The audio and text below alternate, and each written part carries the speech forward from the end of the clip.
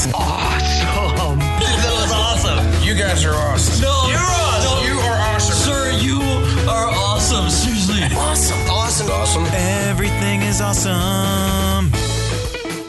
Welcome to this week's edition of Everything is Awesome. I'm your host, Kev, and this is the show where we sit down and talk to awesome people about awesome things. So you're going to get a little bit more of a intro when we cut to the actual show. This little pre-intro is because I had to discuss how awesome this guest was, William Turner. This man, we're running this new feature where we're getting outside sources as interviews. And the idea was we might get 15-minute interviews here, maybe a 30-minute interview, maybe an hour interview, and we're going to turn them into special episodes, whether they were, hey, I'll tag a 15-minute interview on the end of another episode. We'll have special 2-interview episodes. We'll have special hour episodes with these new outside interviews that we've been trying to gather up. Well, I sat down with Mr. Turner and for a 15-minute interview. That's what we were scheduled for. 15 minutes, I believe. Maybe I threw in 30 minutes. I'm not sure. I think it was 15 minutes we were scheduled for, and we sat down and talked for just about a half hour, and it was wonderful speaking to this man.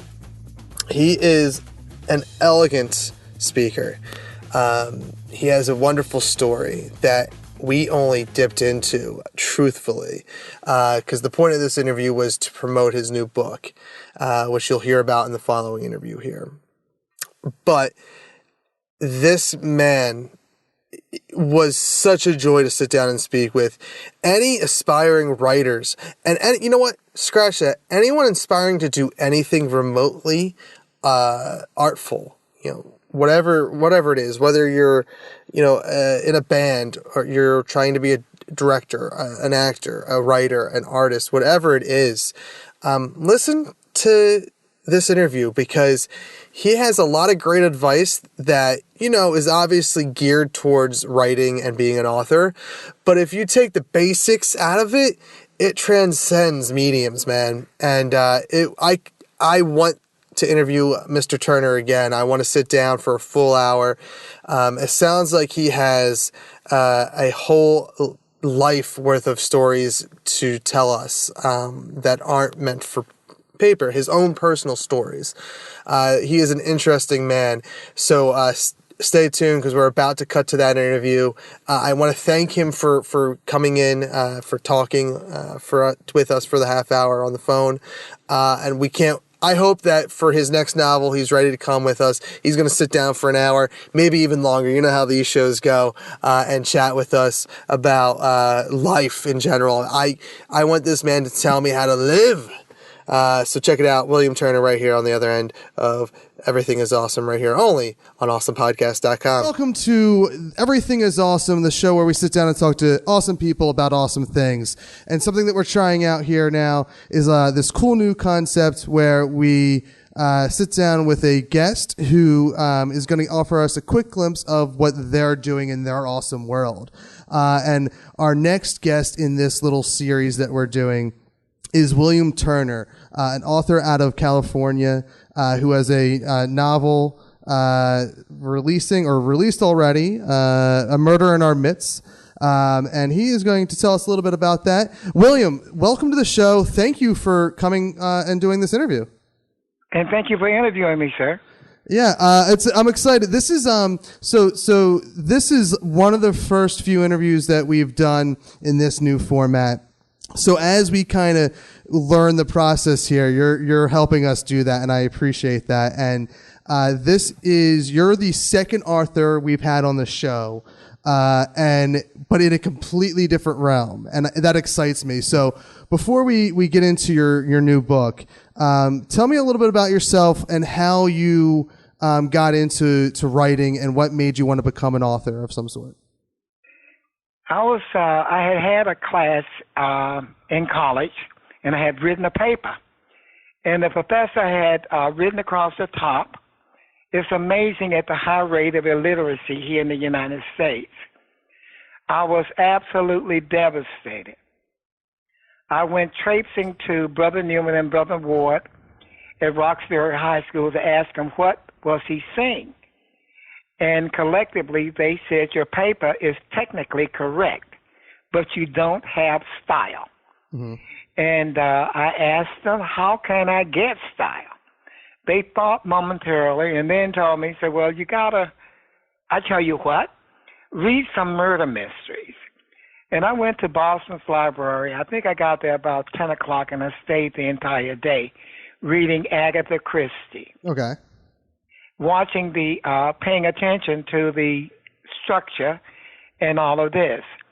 And when I went back to college that Monday, I was ready. And little did I realize that Agatha Christie had influenced me tremendously. And I was unaware of this. And shortly thereafter, I started writing murder mysteries. Okay. And my debut mystery is A Murder in Our Midst. And I was really surprised at the reviews that I received. And one had stated, my postman, as a matter of fact, stated that he had purchased the book and that I was following closely, no, he said clumsily, in the footsteps of Agatha Christie. Taking my mail, I went inside, and I wondered if he was demeaning me, criticizing me, or whatever. And I was later told, said, no, he was absolutely complimenting you. So now, in my world, murder mystery style of novels, they seem to be taking a backseat to a lot of these other more fantastical sci-fi actiony type novels. So what's it like writing in something that is probably more unique in the era that we're in now, in the 2016s, than it was maybe like 20, 30 years ago? There are those old-timers who prefer, at the close of the day, to kick back with a glass of sherry in front of a fireplace, reading an intriguing murder mystery. I don't think that murder mysteries will forever be relegated to the back. I think there's a resurgence of it, but I think they're relegated because of the publishing industry. They are highly subjective. I had solicited one publisher, and I asked for a critique, not to be considered for publication, whether or not I had talent, because there isn't anything worse than trying to do something that you are intellectually ill-equipped to do. Yeah. And I was surprised that I received such a feedback. She told me that, yes, indeed, you do have talent, and do this, this, and this, which I was able to follow. And I found it quite successful. And one publisher, I had gone on the internet, she stated that she had read the author's query letter. That is when you tell the potential publisher what the book is all about. Mm-hmm. And she says that she was just absolutely floored, and she contacted him immediately to sign him up. Okay. And I wondered, what in God's name did he write in that query letter? And luckily, there was a picture of it. That was an attractive man, and I think that is what attracted that woman. And so it is highly subjective. Yes. And even now, the rejection letters are almost identical. Good luck, not suited, good luck, and thank you for querying us. So let me ask you this. Did you go, obviously you went through traditional publishing for a while, did you eventually find a traditional publisher to publish your book, or did you go what so many new authors are doing nowadays and going self-publishing? I'm going with self-publishing, and it was an agent, I think, in North Carolina who stated the most important thing to do is to get your work before the public. Absolutely. Because the public is the deciding factor. And so many of us are going to, have turned to self-publishing, and it is quite rewarding. It is. I dabble in writing myself, and I would be a fool to think that I could present in front of a publisher, but self-publishing is, giving authors like yourself something that the music industry and even filmmaking has had for years and decades, and that's the indie scene, if you will. It's an independent way of getting your book out there, and for me, that's where the best work and the best art comes from. You're right, sir. And but going that route of self-publishing, it adheres to the same standards as going to the traditional mainstream publishers. You must have a quality product, and it is absolutely essential that you have it critiqued. Mm-hmm. And you ask for opinions. Does it make sense? Is it cohesive? Were you able to follow it? And once you've done those things, then you pursue the self-publishing. Mm-hmm. Because, like I said, the public reader is the absolute judge of your embryonic ability. And I'll never forget, I was at work when one of my employees told me, said, "Mr. Turner, you have some reviews." My heart had sunken. And because when you're out there with your work, it's like being nude. You don't know if you're going to get applause or boos. And with temerity, I accessed Amazon.com and saw the reviews. I was absolutely floored. I was tremendously pleased. So you answered one of my questions already about giving advice to first-time authors or even indie authors who are doing self-publishing, and that was excellent advice. That's probably the most sound advice I think I've heard. Is that the most important thing you've learned through this process, or is there other things out there that you may want to offer other indie authors from your trial and errors throughout this process? I would like for the beginners and even the seasoned ones to realize that criticism is enabling. You learn from the criticism that you've received. Why didn't it make sense? And if you are rejected by mainstream publishing companies, don't take it personally. Use that to strengthen you, to perfect your craft. Do not give up. Absolutely no one writes the definitive novel that you send to a publisher and it just overwhelms them. And don't be thin-skinned. That is most crucial. Continue to perfect your craft. That's excellent, and I will pass that along to my buddy who is he loves writing and he's an author himself, and anyone out there listening, excellent advice, and I couldn't say it better myself. Words from an author himself. Before we let you go, let's hear a little bit about your novel, A Murder in Our Midst. Tell us about how the story came to you, a little bit of what it's about, and anything you want to share about the story. It was premised on my relationship with Mark McDonald, who is a high-profile civil attorney in California. He and I forged a friendship, and I used that as a premise Raymond Brabant and Robert Winchell went to Harvard, and that is where they met.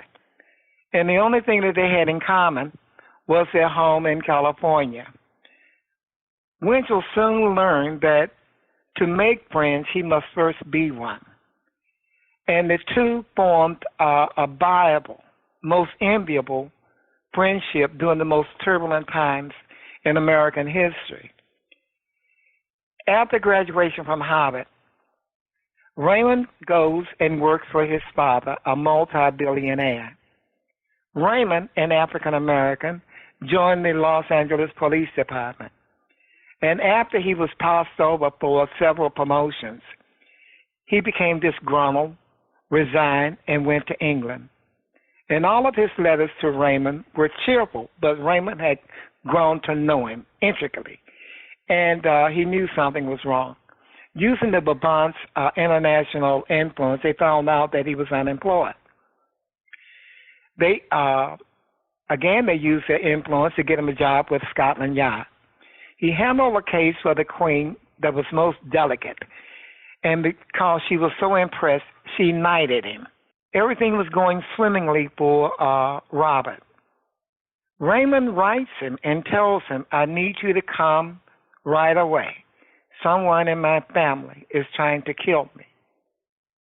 Quite naturally, Robert drops everything to go to the aid of his friend, who was closer than a paternal brother. When he gets to California, specifically Pasadena, the family tells him that Raymond had terminal cancer. Unable to deal with it, he took his own life. Winchell did not believe this. He says, "No, I know him. He wouldn't have done anything like this." And after Robert's parents had died, the Brabants had more or less had taken him in. What makes it so sensitive was that Robert started to investigate the family who had closed ranks, and he wondered why, thinking of all things that they would want to know what happened to Raymond. During his investigation, he uncovered other murders committed by different culprits, but with a common motive. It goes to the question, just how far will you go to exact justice for a friend? I like that is a murder in our midst. I like it. That sounds like an excellent read. You've sold it. You sold me. I think later tonight I'm going to go and pick up an e-copy of the book and read it. It's rare to find a good murder mystery, in my opinion. It's something that, like you said, is coming back. And what's always intrigued me is those murder mystery dinners, and that always sparks my interest in wanting to read one. And you know, I think you've sparked me to read yours. I want to pick it up this weekend, if not tonight. I tell you what, I'm most appreciative. But bear in mind, that was my debut murder mystery. But look forward to the next one, Death Comes for the President. Oh, you are a psychic. I was going to ask you, what's next for you in writing? Do you already have something lined up? And it sounds like you do. I do, sir. And it was most intriguing. I'm a very lazy writer, and I don't commence writing until the story has fully developed in my mind. And that precludes writer's block. Not laziness, but writer's block. Mm-hmm. And if you were to look through my window, you would swear that I was a schizophrenic because I'm acting out the parts and then going to the computer and hastily typing. Oh, that's great. I'm glad that there's other authors like that, because whenever I write anything, whether it's for a novel or for a skit or something, I do the same thing. If people looked in my window or could see through my walls, they'd have me committed. Absolutely. That's it. So, William, where can people find your book? They can access Amazon.com, Barnes and Noble, and all other book outlets. And they can type in William Turner, and the book will pop up.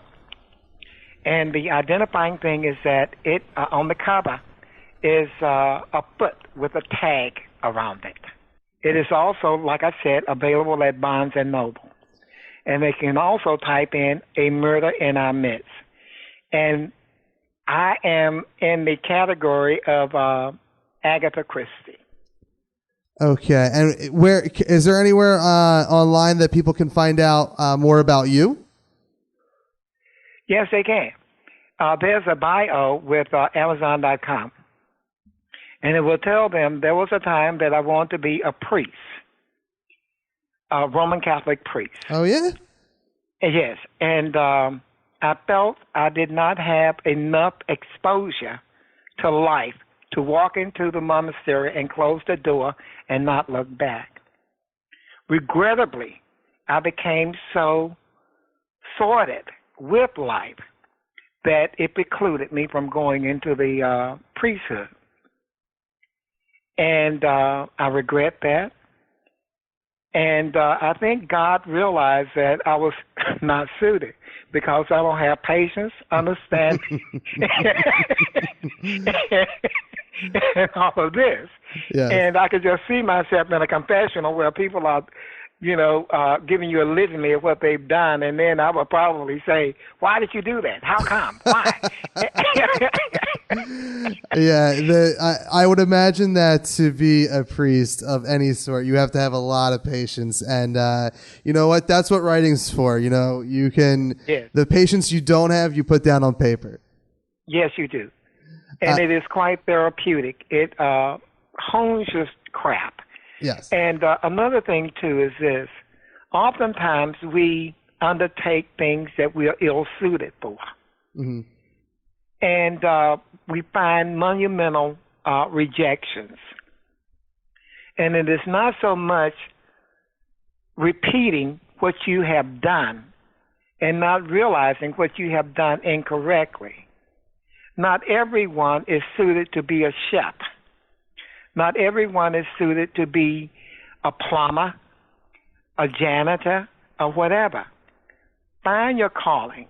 And if there is a receptive publisher, submit your manuscript to be critiqued. And they will tell you, hopefully, whether you have the talent for it. And don't be crushed if they tell you that you don't. Because there are, well, I'll put it this way. A degree in English does not qualify a person to write murder mysteries or anything else per se. It only enables you to write in sentences cohesively. Yes. And murder mysteries, short sentences, speed the reader up. Longer sentences, compound, complex sentences, you throw in description, setting, background, and all of this. There are techniques to it that one must learn and inculcate in their writing. Just to be straightforward with a story from the death to the resolution, you will soon lose your reader. Murder mysteries take the reader from California to Boston to Alaska to the Atlanta and all of those areas. They give them a panoramic view. Mm-hmm. And write about something that is intriguing, something that will inspire. And don't put the racist down. Always write from a scholastic point of view. I have heard it said that writers write down to the American people because they're not as educated as they would like to think. That is not true. There are a plethora of intelligent Americans. So you write to them. It's like looking them in the eye. Say, here's my product. Here's what I've done. And it is up to you to be the ultimate judge. And taking that perspective, that stance, you'll come out on top. That's great words. I wish I had a notepad here. I could sit down and take notes. That is great advice for anything. And I thank you for sharing that with my audience, because we have an audience that's full of creators, whether it be authors or podcasters or filmmakers or musicians, and that advice could go a long way for these guys. The voice of America is changing, and for some, dramatically. There are new voices out there, and gradually, their voices are being heard from different pockets of America. And always know your setting, familiar settings that the reader can identify with. If you're setting the murder mystery in Pennsylvania, know the landmarks, know the streets, and all of this. And you can contact the Tourist Bureau and ask them about their city, which they will gladly share. I'll never forget when I was writing, and my publisher told me, she says, I lived in California, and you cannot get from here to this place that you're describing on the freeway that you have talked about. I was most grateful that she brought that to my attention. Yeah. And so it is quite fascinating doing the writing process. And you find in the movie industry recycling of old ideas and all of this. Mm-hmm. Originality has seemed to be relegated and all of this. There are new ideas out there, riveting ideas. Mm-hmm. And I was very fortunate when I was writing. I had taken a course in aberrant behavior. And believe it or not, I got an A in it because I think I identified myself in most of those scenarios. But at any rate, that helped me tremendously. And coming up with culprits that are diabolical, but highly functional in society. You'll never imagine. It reminds me of the Borgias, who were highly functional but incurably insane. And but once you do this and able to tap into the human psyche, and you write something that is believable, if someone were to walk up and slap you, you would say, you know what, I was dozing off, and I really do thank you for bringing me back to reality. No, you're going to turn around and slap the person back. Of course. Sadly to say. Yeah. And so you write where it is believable, that people can identify with. Yeah. And those are the keys. Yeah, that's there's being from I'm from the Bucks County area of Pennsylvania, so any M. Night Shyamalan movie that I watch is usually somehow there's something about Bucks County in there, and if he gets something wrong, you know that we are the first to jump down their throats. Right, you will pick it up quickly. Yes. And people don't realize this. They just start writing and say, well, I said it in Pennsylvania, and they don't have a clue what Pennsylvania is all about. It's politics, it's people, and it's landmarks. And people say, you know what, really, I don't think this person has ever been to Pennsylvania. Yeah. Yeah, it's a recent example is X-Files came back, and they had an episode that was in Bucks County, and they were talking about a high school that was actually in Philadelphia, which is a huge difference, even though it's like only about an hour away, if that. Right. And that was like, I looked at I think their Facebook page, and everyone that was living in Bucks County like blew up their Facebook page. I wouldn't say, they were just kind of geek raging about it. Well, they should have. And that was on the producers.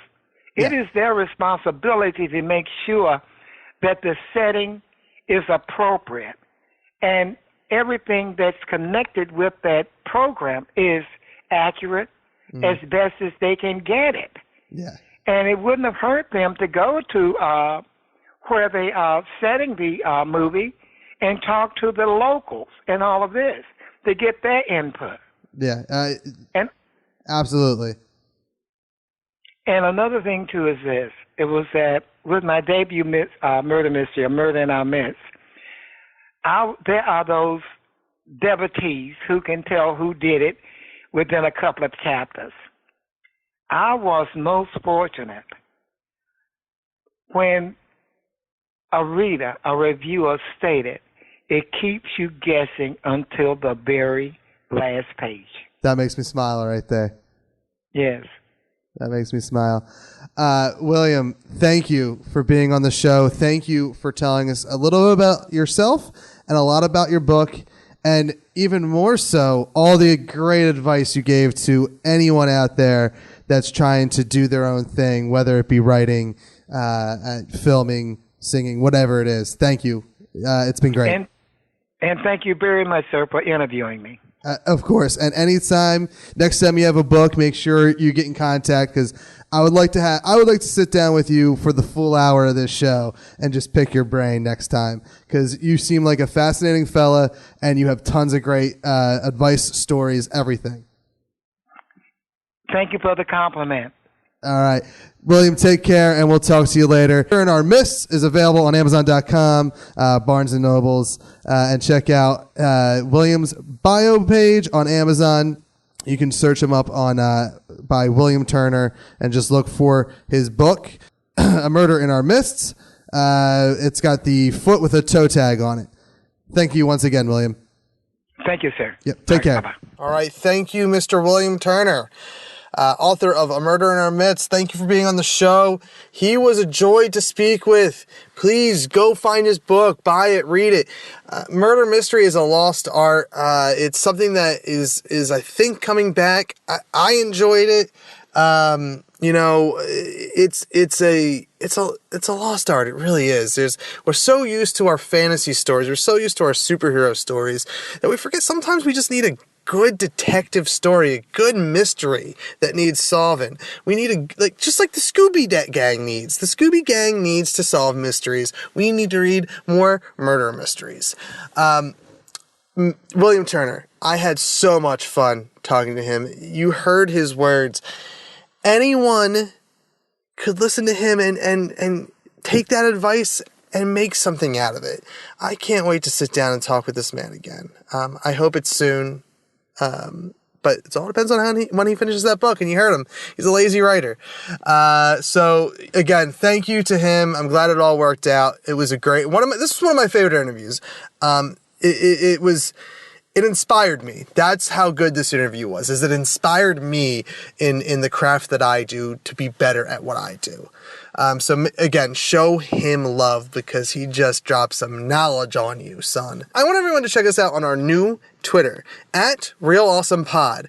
I'm going to start throwing some things up related to the podcast there. We're going to go back to our very first guest, Garrett Smith, all the way through to our current guest, and just post some cool tidbits about them. And eventually it'll just be like the week that we're waiting for the show to post, we're going to throw some info out about that guest.